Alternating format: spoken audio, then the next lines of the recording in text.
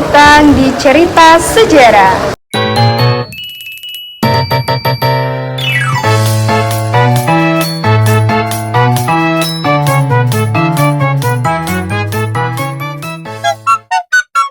Hari ini kita bakal ngobrolin topik yang berat nih, tapi penting, yaitu konflik Aceh. Iya, jadi konflik Aceh ini adalah salah satu konflik terpanjang nih Kak di Indonesia karena termasuk sampai ke berita luar ya ini. Dan banyak juga aspek yang dapat kita bahas di pembahasan kita kali ini. Salah satunya adalah politik dan juga dampak sosialnya terhadap masyarakat di Aceh. Tapi tenang aja, jadi kita nggak akan bahas seperti di kelas kuliah. Kita akan bahas ngobrol santai aja. Setuju, jadi mari kita mulai dari awal kenapa terjadinya konflik Aceh ini. Nah, kalau kita mundur ke belakang, Aceh itu kan adalah salah satu, dulu itu namanya kesultanan. Dulu di Aceh ini ada yang namanya kesultanan. Lalu Kesultanan Aceh ini adalah salah satu kesultanan terkuat gitu. Dan setelah bergabung dengan Indonesia, sebelumnya Aceh ini punya sumber daya yang kuat banget nih Mbak. Dan setelah bergabung ke Indonesia, terjadilah konflik dan juga mereka memberikan kepercayaan kepada pemerintah di Indonesia, namun saat itu terhianati, dan awal mula dari konflik ini tuh dari situ. Berarti dari sinilah orang Aceh itu merasa terpinggirkan dan merasa orang itu pemerintah itu nggak adil, sehingga Iya, benar sih. terjadi pergesekan antara masyarakat Aceh dengan pendatang gitu ya. Dan awal mulanya itu ya dari itu konflik Aceh bermula dari mereka mungkin merasa terhianati dari pemerintah yang udah mereka percaya, jadi gitu. Bisa juga dari perselisihan suku tadi itu kan? Itu juga salah satunya. Salah satunya kan dari perselisihan suku antara Jawa dan Aceh tadi. Iya. Nah, dan dari sinilah muncul yang namanya Gerakan Aceh Merdeka, yang biasa kita disebut di sini GAM. Nah, GAM ini didirikan pada tahun 1976. Tujuannya jelas untuk memerdekakan negara Aceh dari negara Indonesia. Tapi yang kita lihat juga nih, masa konflik itu nggak hanya tentang politik, tetapi juga tentang martabat masyarakat Aceh tadi. Iya, betul sekali. Karena kan konflik Aceh ini ternyata banyak memakan korban, baik itu di GAM, DOM, dan lain sebagainya. Nah, kita kan nggak fokus di GAM aja, karena ternyata sebelum itu udah ada konflik, dan konflik ini adalah konflik yang berkepanjangan yang ada di Indonesia. Jadi terkait dengan pembahasan kita kali ini, aku ada cerita nih Mbak. Sebelumnya aku pernah neliti ke salah satu daerah, itu di Aceh Utara atau Aceh Selatan gitu, di daerah Codgire. Dan salah satu narasumber yang aku wawancara itu adalah termasuk korban dari Gerakan Aceh Merdeka. Kita sebut aja inisialnya ya, karena ini pembahasan yang sensitif, jadi aku nggak bisa sebut nama aslinya nih. Langsung ya guys. Kita sebut aja inisialnya itu inisial Nek J. Nah, jadi Nek J ini dia punya suami itu kepala koperasi Mbak, dan pada saat itu suaminya ini orang Jawa ya, kayak tadi kata Mbak Anggi, kalau salah satu konfliknya itu adalah pergesekan suku. Iya, benar. Jadi karena mungkin dari konflik ini munculnya ketidakpercayaan terhadap suku tersebut, si suaminya nenek ini tuh jadi sasaran gitu. Dan karena nggak tahu ya, entah ini karena dia suku iri atau mungkin gimana, tapi ditambah lagi di suku Jawa gitu. Karena dia suku Jawa tadi, dan kebetulan dia ini adalah salah satu yang punya wewenang. Beliau ini adalah kepala koperasi di daerah tersebut, dan dia ini adalah yang emang udah dikeker nih sama orang-orang GAM. Berarti dia emang yang udah diincar dari lama. Sebelumnya kalau nggak salah aku seingat aku ya, nenek ini tuh tadinya tuh bukan di situ. Jadi mereka pergi ke suatu daerah dan balik-balik itu udah jadi sasaran aja gitu. Jadi mungkin kayaknya ya si beliau ini udah disasarkan gitu, udah direncanakan pembunuhannya. Nah, Memang udah diintai tadi ya. betul. Karena Dan termasuk orang yang berpengaruh kayaknya. pertama Ditambah termasuk lagi orang dia suku iya. Jawa. Pertama dia orang yang berpengaruh, kedua apa ya, suku gitu. Ditambah lagi konflik yang memanas waktu itu, Mbak. Nah, jadi ketika nenek ini pulang dengan suaminya, sudah dengarlah cerita-cerita kalau bahwasannya suami beliau ini sudah disasarkan gitu. Ini yang mau kita inikan gitu. Jadi si nenek dan si nenek ini pun udah denger bahwasannya suami beliau ini bakal diiniin gitu. Sesampainya lah beliau ini di Cotgire itu di rumahnya, itu posisinya malam ya kalau nggak salah ya, jam berapa ya? Jam 2 malam, seingat aku waktu aku wawancara, soalnya aku udah lama ya wawancaranya ya. Itu jam 2 malam rumah mereka dikepung. Dikepung itu ada berapa orang ya, intinya ada sekitar 5 atau berapa orang gitulah. Dan posisinya itu depan rumahnya itu dibakar. Nah, Orang yang sih ngumpul itu, parah. yang ngumpul itu siapa? kata menurut nenek itu tadi, dia tahu orangnya. Berarti warga situ juga. Iya, warga situ. Dia ini masih lingkup. Masih satu lingkungan. Dan si pelaku ini dia kenal orangnya katanya, dia tahu orangnya. Cuman beliau juga bilang, nenek nggak tahu apa karena iri atau apa, di tengah-tengah konflik yang memanas. Jadinya waktu itu jam 2 malam depan rumah mereka itu dibakar gitu kan. Nenek itu lihat langsung suaminya itu dibawa sama 3 orang apa 5 orang gitu, ditembak di depannya. Ditembak itu ada 3 atau 5 kali tembakan di dada. Langsung meninggal. Ya tentu aja. 3 kali tembakan itu belum meninggal, mungkin kayak masih kejang-kejang gitu ya. Tembakan terakhir itu baru bersimbah darah ya. Dan di situ karena mungkin dia menghadapi langsung, dan ini lebih ke trauma ya Mbak, karena kan dia lihat langsung suaminya ditembak. Menyaksikan secara langsung tadi. Nah, itu salah satu narasumber yang aku dapat terkait konflik Aceh waktu itu, dan itu tuh memang dari situ aku wah kejam banget ya ternyata. Tapi ngomong-ngomong soal pelaku tadi yang katanya masih satu lingkungan, itu nenek itu ngasih tahu tidak kalau bahwasannya tuh pelakunya itu masih ada, masih hidup sampai sekarang atau emang sudah nggak ada? Seingat aku sih kayaknya masih ada, masih hidup, masih cuman nggak di situ lagi. Tapi dia bilang nenek tahu orangnya, orang sini, kata dia kayak gitu. Satu lingkungan masih. Dan itu sih salah satu narasumber yang memang aku langsung merasakan nih. Aku langsung kayak nge-catch up ya bahasanya, kalau misalnya kita wawancara dengan korbannya langsung itu kita Jadi langsung kita kayak ngerasain ngebayangin gitu. Di posisi itu tadi juga seperti itu. Karena kalau kita di posisi dia, traumanya itu dalam banget. Iya. Karena kita kan menyaksikan secara langsung tadi kan Betul. orang yang kita sayang lah gitu disiksa di depan mata kita gitu. Kalau dari kalian ini gimana nih? Ada nggak sih korban-korban yang kita kan sudah pernah penelitian nih, pasti ada dong. Coba dari Kak Dorsinta gimana nih Kak? Kalau aku ada sih, dia bukan apa ya, kalau Mbak Intan tadi jelasin, kalau dia bukan korban ya, narasumbernya bukan korban atau informannya bukan korban ya. Sementara aku udah pernah wawancara di Idiraya, kita sebut saja inisialnya kakek R ya. Dia udah berumur 70 tahun dan dia menjadi korban penyiksaan. Nah, parahnya ya, dia kurasa hidup dengan trauma ya, dengan bayang-bayang. Pasti dong. Pastilah itu kan berat ya. Iya, karena dia ternyata pernah digantung.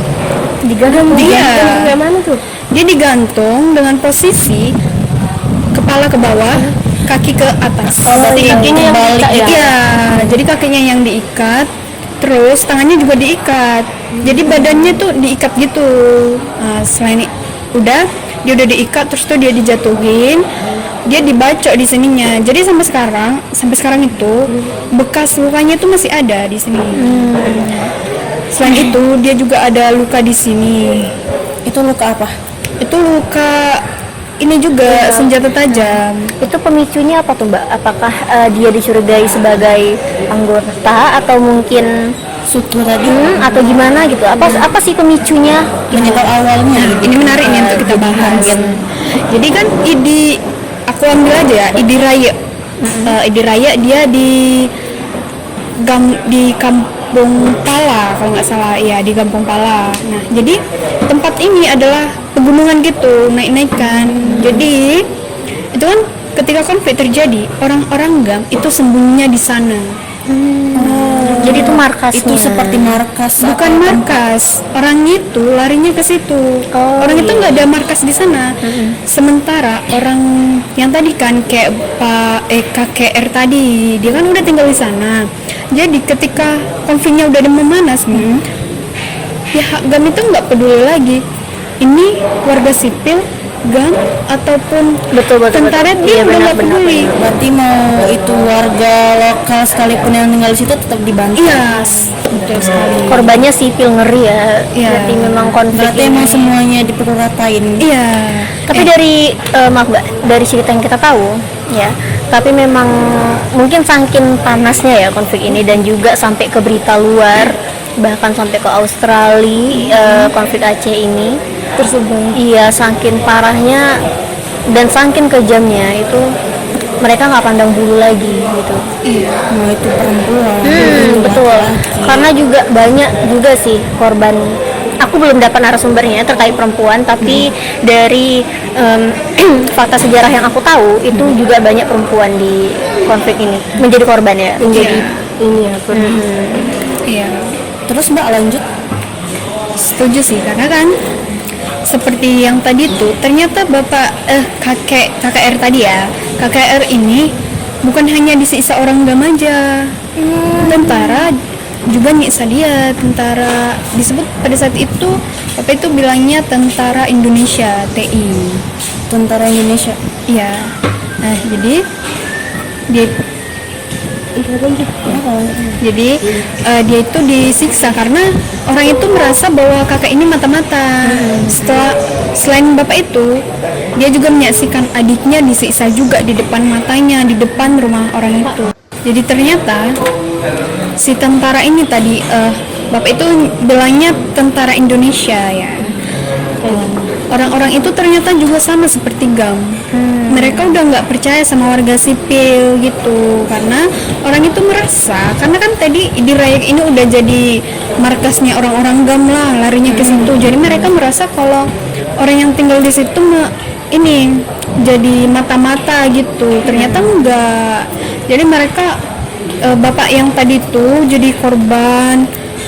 Kurasa pun sampai sekarang ya, beliau masih hidup, tinggal sendiri di gubuk tua itu yang jadi saksi konflik itu, dengan trauma, dengan bayang-bayang, wah selama hidup kayak gini, apalagi dia ditinggal istrinya, keluarganya pun udah nggak ada lagi sih kan. Kasihan sih. karena pasti kalau udah korban beda pasti trauma. Pasti Iya. Tapi menariknya ya, di penelitian saya, orang kalau cowok ternyata enggak gengsi kali ya ngomong dia trauma gitu kan. Saya bilang, Pak ada trauma nggak? Enggak, saya nggak trauma. Tapi bapak itu bilang, saya nggak trauma, tapi kalau saya lihat tentara saya takut, gemeter banget. Saya sama aja.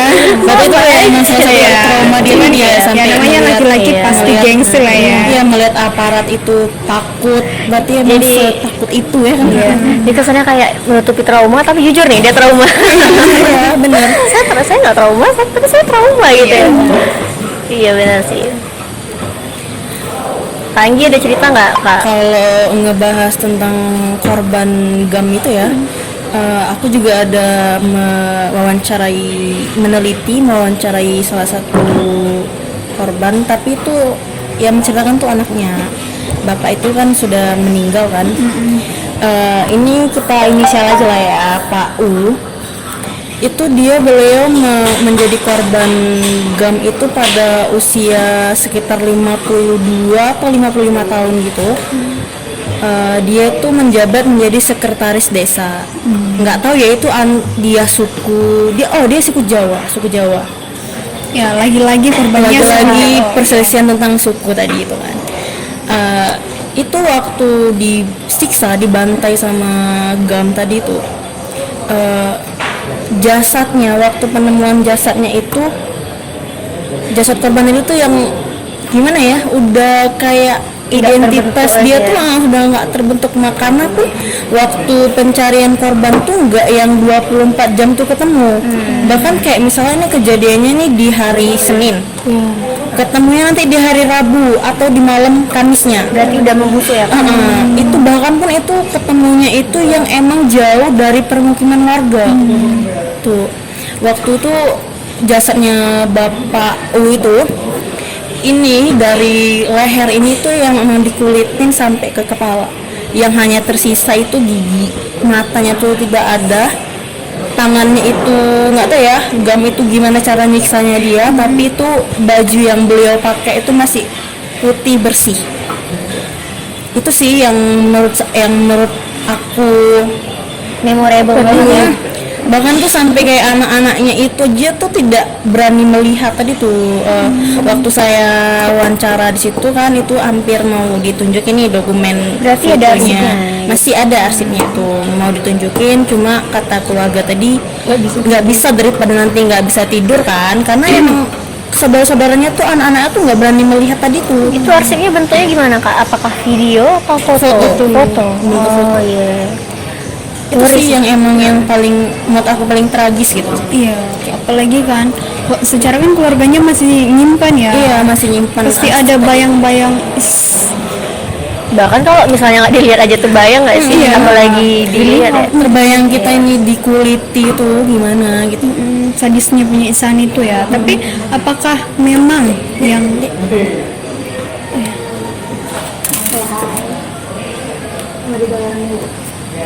Nanti aku cut. Dan terus?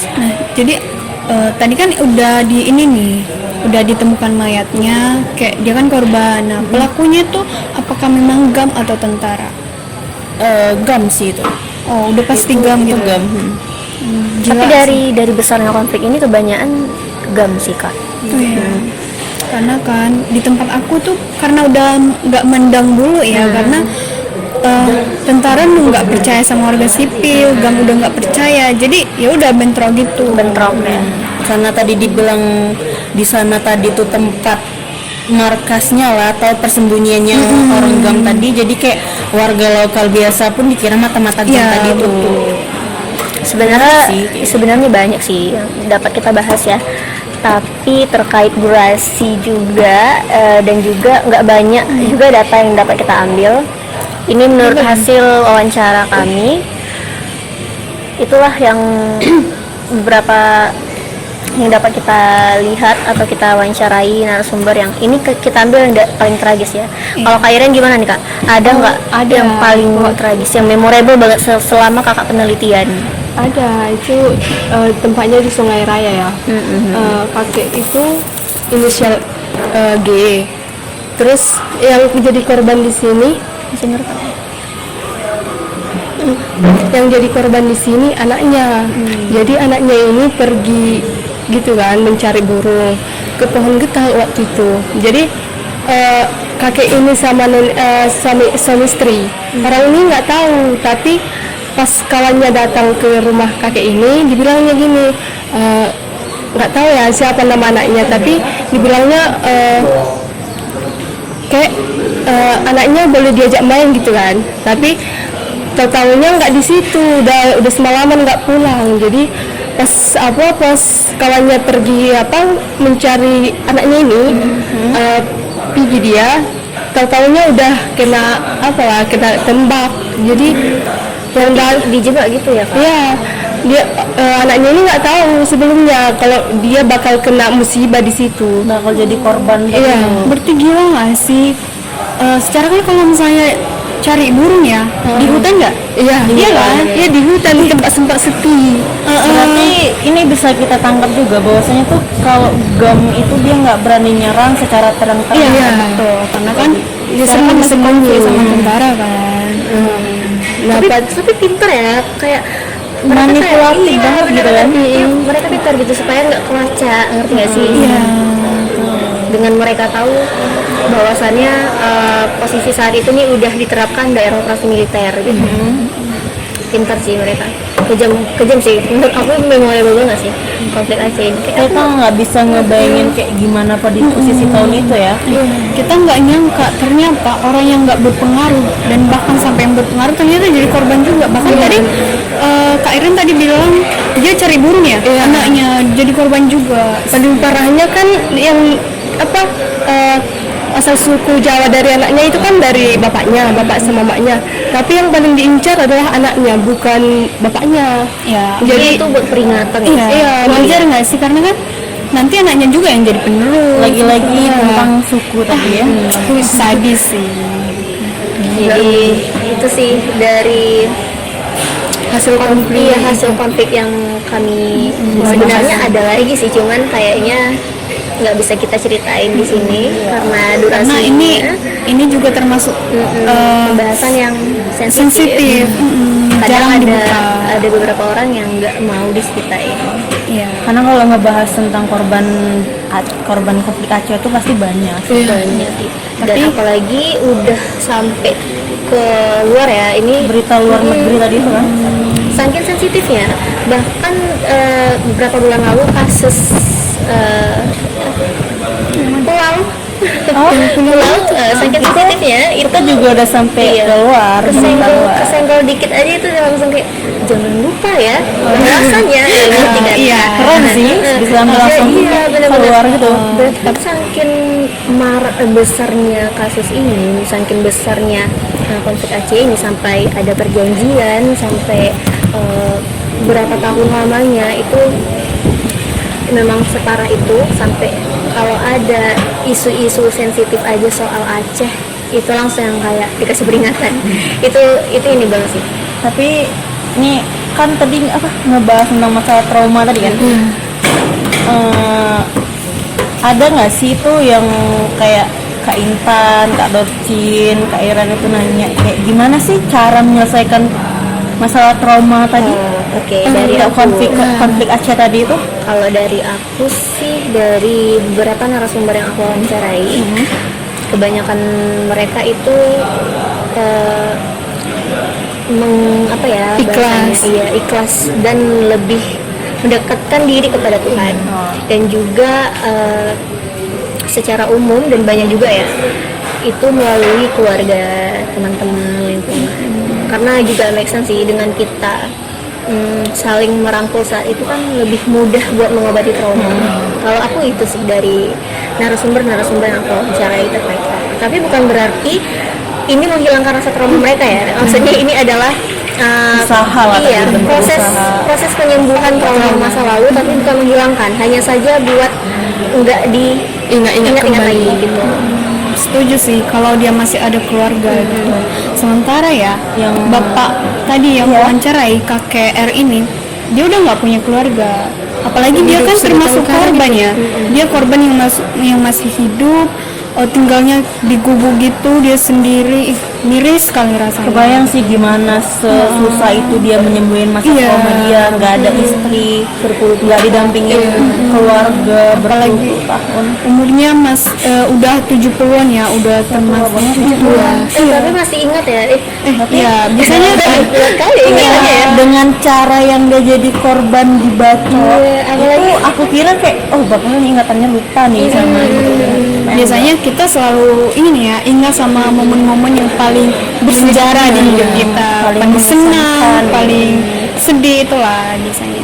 dan paling kejam gitu.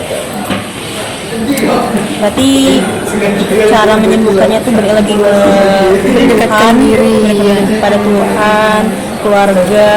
Intinya tuh di lingkungan orang-orang yang mendukung lah. Iya. Udah. Udah. Kan udah. Kan ada sama. lagi yang mau kita sampaikan ini terkait sejarah publik yang kita bahas kali ini. Iya. Ini berdasarkan sumber dan juga yang korbannya langsung, bukan kami mengada-ngada.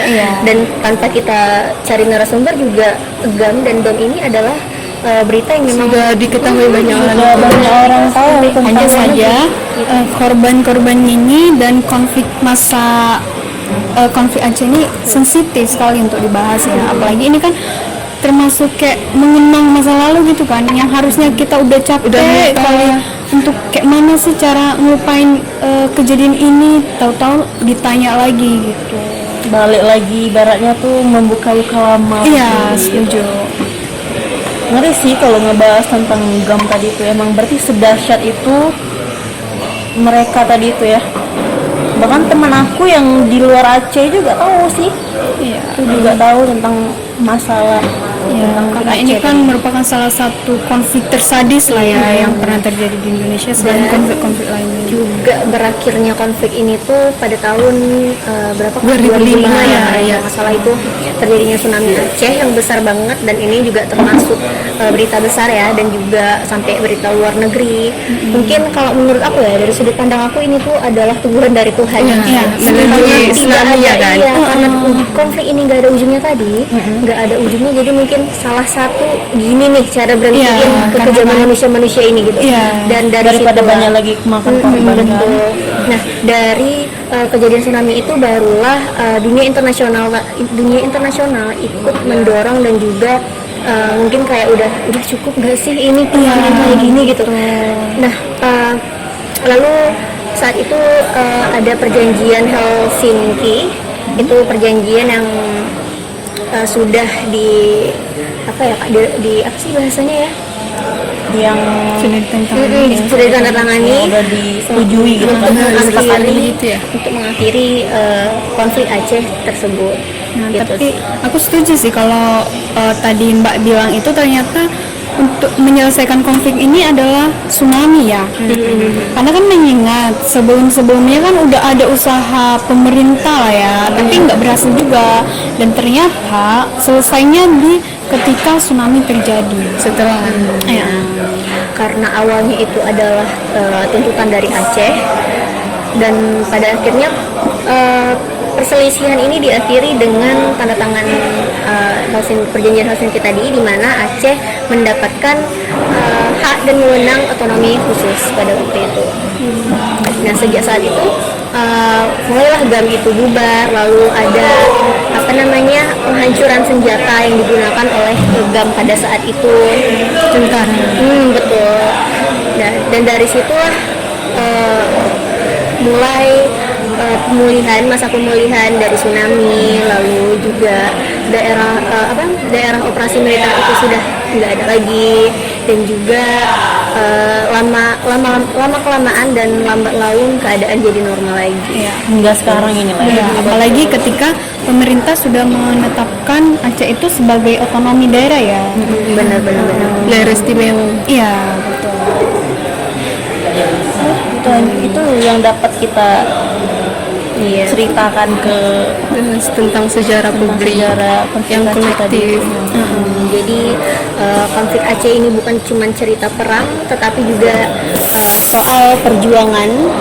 Ini bukan soal dendam, tapi soal harga diri dan marwah Aceh yang diinjak-injak, dan soal perjanjian yang merupakan harga diri dari orang Aceh tadi, gitu Kak. Banyak sih pesan-pesannya. Nah, jadi ternyata konflik Aceh ini bukan ngomongin soal perang juga, tapi orang itu juga ngomongin soal identitas. Jadi tidak ada pergesekan lagi antara suku Yang Aceh suku dan suku dengan Jawa tadi. Dan gitulah akhirnya akhir dari konflik Aceh pada tahun itu. Oke, cuma sampai sini nih kita bahas nih Kak, kayaknya mengingat durasi juga ya. Dan Jadi apalagi itu nih, Kak? dia guys obrolan kita mengenai konflik Aceh. Benar. Mungkin di lain waktu kita bakal bahas sejarah apa lagi yang lebih mungkin menarik lagi gitu ya. yang dapat kita kulik dan kita diskusikan, kita bahas lagi dari kepala per kepala gitu ya. Dari narasi ke narasi kita sambungin lagi gimana sih, karena memang sejarah ini unik, menarik. Ngebahas sejarah tuh nggak akan ada habis-habisnya. Iya, betul. Karena semakin kita Beruntung. menemukan data baru, semakin sejarah itu Semakin ada cerita baru. Ada cerita baru menarik tadi tuh. Oke, jadi sampai sini aja pembahasan kita hari ini terkait sejarah publik yang kami angkat dari konflik Aceh. Semoga kita semua dapat merefleksi diri dan juga mengambil kesimpulan yang baik dari konflik ini. Oke, akhirnya Mbak, gimana nih? Tidak terulang kembali. Benar. Refleksi yang bagus sih itu. Nah, jadi itulah obrolan kita untuk hari ini dan sangat menarik ya untuk kita bahas. Dan ini sangat penting juga untuk refleksi kita ke depannya bagaimana. Benar. Oke, bye-bye. jadi sampai sini aja. Kami ucapkan terima kasih. Bye bye. See you guys.